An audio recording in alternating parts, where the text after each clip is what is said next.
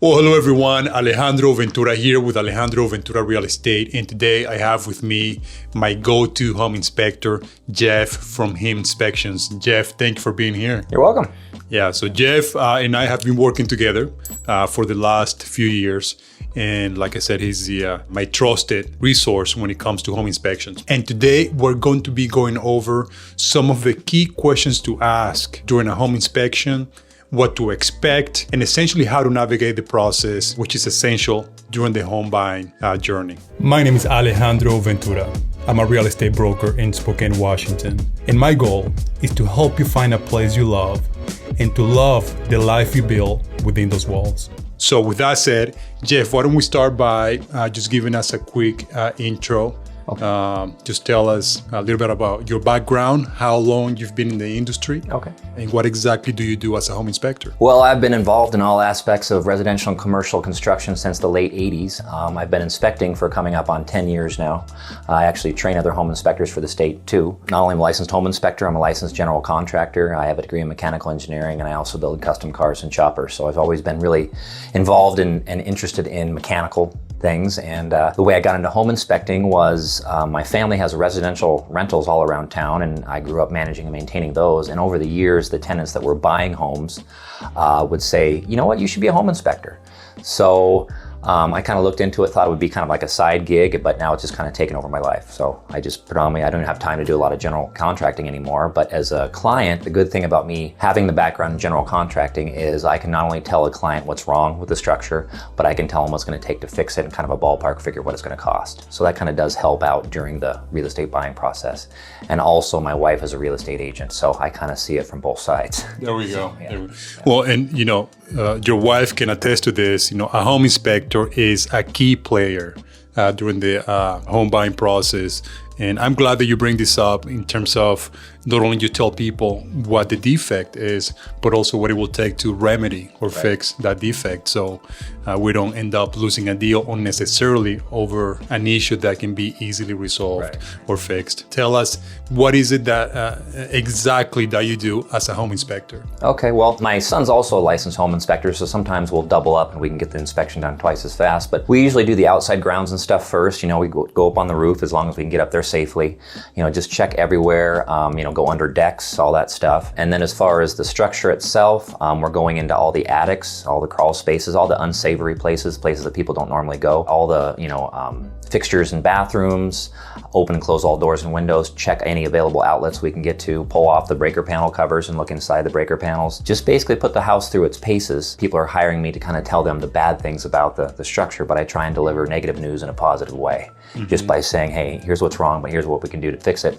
Our typical inspections, if there's two of us, take about 2 hours. If it's one of us, it'll take about at least 3 hours. And it just really depends on the age and square footage of the structure. You know, the older the home, the longer it's going to take to inspect, just because we have to base our inspections on current building safety standards. And then as far as square footage, it just comes with the territory. You know, the bigger the house, the longer it's going to take to inspect. People will say all the time, why would I get it's a brand new home. Why would I want to get the brand new home inspected? And I always reply, you always want to get a home inspection regardless of the age, especially brand new homes, because they haven't been put through their paces yet. You know, you just don't know. I just did an inspection about a month ago, and it was in a new development. I'm not going to say the builder because that wouldn't be right, but stuff falls through the cracks. And sure enough, the last stop was up in the attic, and they had forgot to do the insulation in the attic. So, you know, that would have been a tough deal if it wouldn't have been inspected, with the mindset that, oh, it's a new home, it doesn't need to be inspected. Boy, you get some heating bills without any insulation in the attic, and it is what it is. And that, you know, that can happen, you know, and there's no perfect home, mine included. I'm a home inspector. And that's why I always say it's always a good idea to get your home inspected. You just want to eliminate those surprises. Right.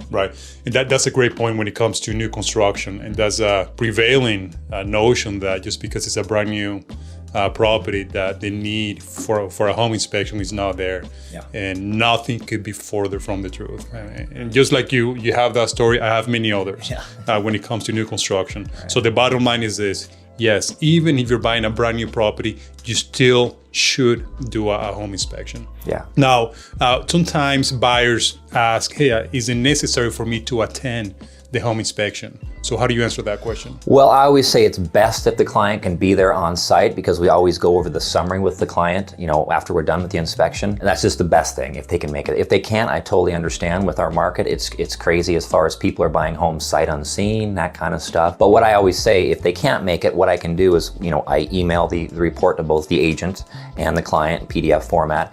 And then I tell them I can go over it with you line by line, as long as we're both in front of our computers on the same page, and just like I would if I was actually at the inspection. But a long story short, if you can make it, it's always good if you can get there, or at the very least towards the end of the inspection. That way we're kind of wrapping things up and we can go over the summary with whoever. Awesome. Then when it comes to some of the defects that you uncover during the home inspection, what criteria do you go by when assessing whether a repair is a big deal or something minor? Well, I always use the verbiage, life, health, safety issues. So for instance, we're not there to be inflammatory. The reports have lots of big pictures with red arrows and captions, pretty easy to understand. But for instance, if there's, tripping hazards in the walkways, that kind of stuff, that is a defect just because somebody can fall and hurt themselves. Little things like some minor peeling paint, on a wall or something like that. If the structure was built before 1978, there could possibly be lead in the paint. Cosmetic issues are normally just maintenance issues. Like I said, life, health, safety, a hot water heater with the temperature turned up too high. Anything over 100, we check the temperature of the hot water. Anything over 120 degrees is considered scalding. So I always tell my clients that, you can always easily turn it down. I always hate to see it, but if you find mold in an attic, that's definitely a life, health, safety issue, a health concern. So it's, kind of my judgment as far as whether and everything's color coded in our reports. So maintenance issues, such as peeling paint, vegetation too close to the structure are going to be blue in color. And then defective issues, life, health, safety issues are going to be red in color. So that's the way you can kind of distinguish it. There's so many things that can be, like let's say reverse polarity outlets, improperly wired outlet, or some missing GFCI protected outlets, in kitchens and bathrooms, exteriors, garages, that kind of stuff. So those are all defective issues because they are life, health, safety issues. But for instance, a scratch on the trim right there, it is what it is. It's really, and I do get clients, and I totally understand everybody has a different thing. Some people are way more picky about things than others, and after a while, it's like I can't notate every single little scratch on every surface. I'm there just to tell you the big ticket items, the things that are really important. Not that scratches and stuff aren't important, but you only have so much time to complete a home inspection. So I'm looking at the big ballpark figures. Right. Yeah. So for those red ticket items, do you recommend further inspections? Yeah, like for instance, I used to be certified to do HVAC stuff. I'm not anymore because I'm so busy doing home inspections. But I always recommend as a maintenance issue to get your HVAC system serviced. That comes up 9 times out of 10. But let's say I'm actually in the furnace and I'll take the cover off of the furnace, look at the inside. Let's say there was a condensate leak. High efficiency new furnaces generate condensation. They need to get rid of that water with either a pump or just piping that goes to a floor drain. Occasionally I open them up and there's been a leak, and so the whole inside of the HVAC unit, the heating unit, is rusted out, and you have your control boards underneath. So that's a defect. So I always suggest, I have my verbiage, I always suggest a qualified contractor of whatever discipline should be contacted to evaluate and estimate any required repairs. Because I only have so much knowledge. We do the best we can. We always do continuing education. 24 hours every 2 years is what's required for Washington State, which is good. So you kind of keeps you up on your game. Right. But you always come across things that you're not familiar with. I've done thousands of inspections, and I still see things like, oh wow. And it's kind of fun part about it because you're always seeing something different. Right.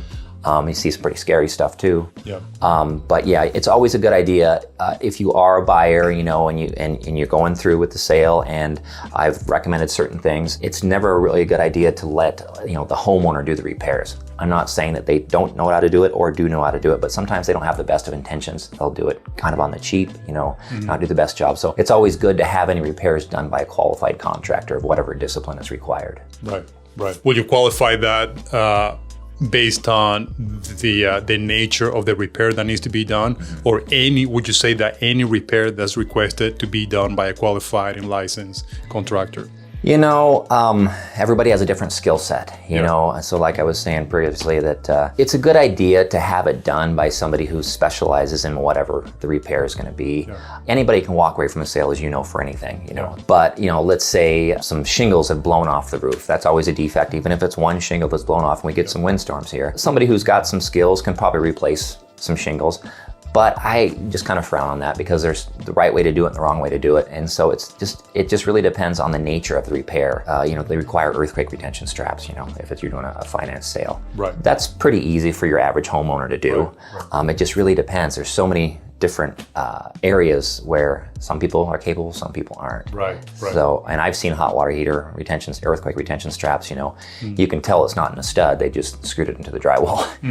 It is what it is, but it's always a good idea to, and I say that in my reports, if you read all the disclosures, it's always a good idea to have a licensed contractor. And then when you do request that, because when you generate the 35R, the buyer's request form based on the inspection results, it's always a good idea to ask for, the receipts that show that the repairs were done. Absolutely. So that's what I always recommend to people. When it comes to certain areas within the county, there seem to be more pervasive or prevalent defects on certain houses based on age, based on location. Right. An example of that would be here in the South Hill. It's almost imperative that anyone buying a home up here does a sewer scope. Right. Just because of all the trees and vegetation we have up here. Or properties built, ranchers up north, built in the 40s, 50s. The sewer line tends to be Orangeburg. Yeah. We all know falls apart. So with that in mind, what would you advise potential buyers to be mindful of when it comes to buying certain properties in certain locations to be inspected? Well, like you alluded to, my family has an excavating business, so I grew up with excavating, and I know all about Orangeburg. Orangeburg is basically asphalt paper mache that turns to nothing after years. Right. So, if your home was a newer build, like let's say in the 80s and up, as far as sewer lines, you most likely have what's called tight line. It's PVC. Either it'll be glued together or it'll have a rubber gasket. And the only problems you can run into that is when they backfilled, let's say there's some bellies in the line, some low spots where it's going to catch, solids and debris and stuff like that. It's always a good idea to get a scope, but any houses that were built in the 70s, because they were still using Orangeburg up until then, it's a good idea to get it scoped because you just never know. As a home inspector, all I can do is run, flush toilets, run faucets, that kind of stuff, but I really can't simulate a half an hour long shower, that kind of stuff. Yeah. So I really can't tell you what's going on with the sewer lines. So again, it's a good idea that you brought that up. I would just always suggest, at the very least, if the home is built 1980 or older, to get a sewer line scope, and you can get those done pretty cheap, $99 plus tax usually, as long as the sewer clean out is easily accessible. Other things, as far as exterior wise, anything that's south facing, on the house is going to show the most wear because it's in the sun all day long.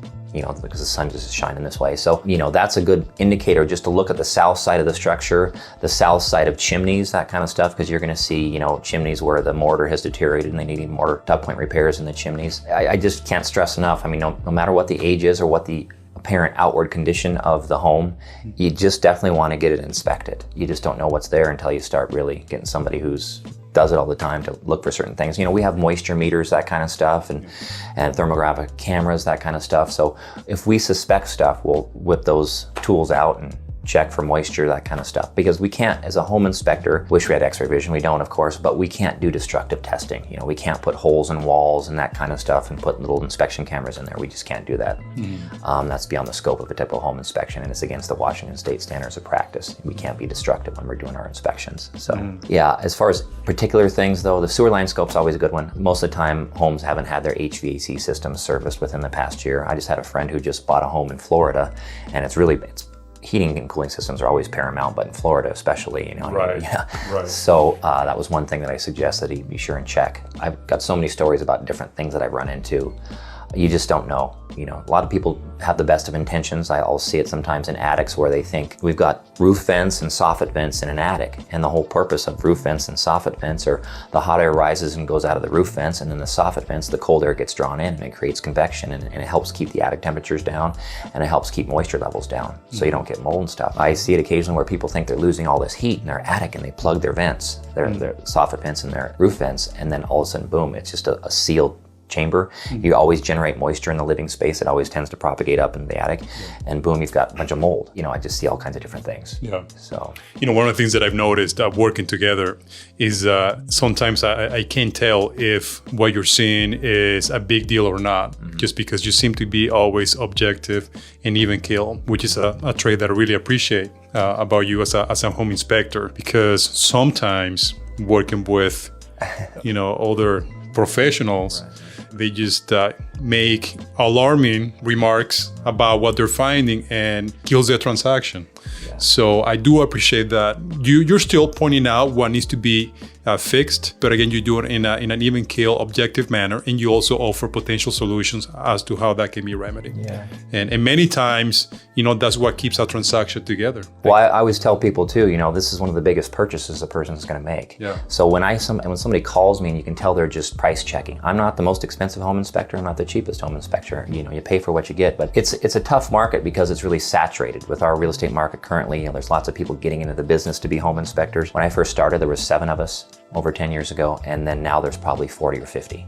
And I probably trained 15 or 20 of them just because I do their field training, which is fine. There's more than enough work to go around. But you don't want to take the cheapest inspector. I'm not saying they're not good or bad or whatever, but lots of times there's guys doing inspections and they're getting done in 45 minutes. Yeah. And there's just no way that they're looking at everything that they need to look at. So you definitely want to, take your time, choose your inspector wisely, check their reviews, that kind of stuff. As with any profession, there's good ones, bad ones. So that was actually my next question. So it's a great segue into it. I mean, just like real estate professionals, not every realtor is created equal. Mm-hmm. Same with home inspectors, not every home inspector is created equal. Right. So what criteria would you recommend people go by when choosing the right home inspector to hire? Well, I always tell, my first thing is I'm inspector number 986. So I'm a 3-digit home inspector. My son's 2250. And now I think they're into the 4,000 or 5,000 numbers. Not all those licenses are currently active. The guy who trained me years ago, he was inspector number 37 over in Seattle. So that's a good indicator of how much experience somebody has by the lower the inspector number, the more experience they're going to have. Not that, somebody with a high inspector number doesn't have a lot of experience too. That's one factor. Also, again, internet is very useful to check reviews. I've got pretty darn good reviews. The only bad reviews I've received were not from clients. They were from, I always leave my brochure and my business card on the counter so whoever owns the home knows I was there. Yeah. And they were people that I inspected their home, but they weren't buying it, they were the homeowners. And they were obviously upset that the sale didn't go through or whatever happened, that kind of stuff. Because, I'm very diligent about checking my reviews. I think I'm like 4.7 out of 5 stars, but that kind of tells you that's real world. And when you have somebody who has just strictly 5-star reviews, either they're very new or, they just haven't been in the business that long, right. Right. So, because I always contacted people like, hey, just reaching out and what was and they're like, oh, well, you inspected our home and the sale didn't go through. Well, I'm sorry, but I'm not a deal breaker, Yeah. I joke that my wife being a real estate agent, she's the deal maker, and sometimes I am the deal breaker, but I don't try and be inflammatory like you were saying. That's the worst thing you can do, because you can just say, oh, there's a little bit of missing caulking on that trim, there could be water intrusion, there could be black mold inside the wall. You can just take it and go and go and go. You just got to make them aware of here's what the possibility is. But, like I said earlier, I try to deliver negative news in a positive way. Yeah. But home inspectors, just do a thorough search. Word of mouth is huge. I've been very blessed to be, when I first started, there wasn't that much competition, but now there's a lot. And I'm lucky to work with people like Alejandro and, other realtors that have used me, and they have their client's best interest at heart. Yeah. It's kind of interesting when I do an inspection like for a real estate agent for their own private home, but they've never used me for any of their clients and they want to use me for their own private thing. That tells me that they know I'm very thorough, so they want to use me, but they don't necessarily want to use me for their... Yeah. But just check reviews, ask around. That's all you can really do, And again, the guy who's super cheap compared, and my minimum inspection price is $300, and then it just goes up depending on the age and square footage. Yeah. But if a guy's doing an inspection and maybe they're just really hungry and they do a good job, I can't say that or not, but if they're doing it for $150, that's a red flag. That's a red flag. Yeah. So, and I don't want to be negative towards the guys that are just trying to make it and getting into the business. Well, Jeff, how can people get a hold of you if they had any further questions about the inspection process? Okay. Well, my website is www.SpokaneHIMM.com. It's just the word Himm with 2 M's. It stands for Home Inspections, Maintenance, and Management. So you can just look at the website. There's a sample report on there. There's my contact information. My tagline is, for help with your home, call Himm. And the phone number, it's forwarded to my cell phone. It's not text friendly, but it's 509-535-3535. Pretty easy to remember. Always get your home inspected, no matter what. If you just got to do that, and then just thoroughly check out your home inspector. Ask around, check online reviews, call around, and I think everybody tries to do the best job they can. So That's what I try and do. You try and you do. So, and, you know, the people I work with are a reflection of me as a professional, and you're someone I use time and time again because of your knowledge, how professional you are, how thorough you are. Happy to be in business with you. Oh, I appreciate it. Very well. Thank you for being here today. Okay. Thank you guys for watching today. We'll see you next week for our next video. Make it a great day.